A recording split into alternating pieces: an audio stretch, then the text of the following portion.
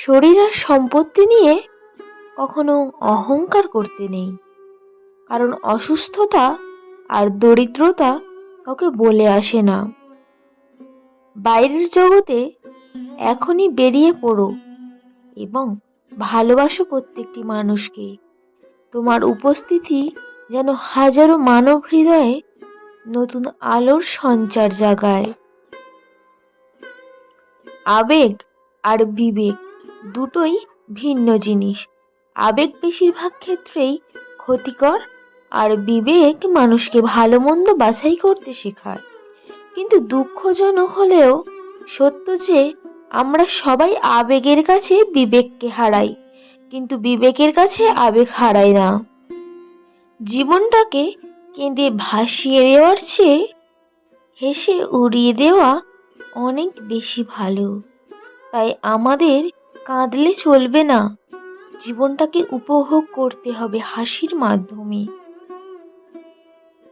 যদি সুখী হতে চাও তবে এমন একটি লক্ষ্য ঠিক করো যা তোমার বুদ্ধি ও শক্তিকে জাগ্রত করে এবং তোমার মধ্যে আশা আর অনুপ্রেরণা সৃষ্টি করতে পারে। ভালো লোকের সংস্পর্শে থাকো, সে তোমার বুদ্ধি থাকুক কিংবা নাই থাকুক। ভালো মানুষের সংস্পর্শে থাকলে তারা সময় মতো সৎ এবং সফল পরামর্শ দেবে।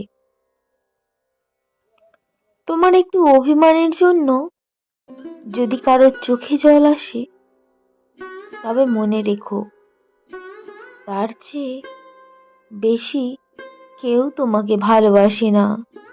কিন্তু আমরা যে মানুষগুলোকে সাধারণত বেশি ভালোবাসি, তারাই আমাদের চোখের জলের কারণ হয়ে দাঁড়ায়, তাই তো? থেমে তো কিছুই থাকবে না, শুধু মনে থাকবে কিছু মানুষের ব্যবহার আর কিছু মানুষের কথা।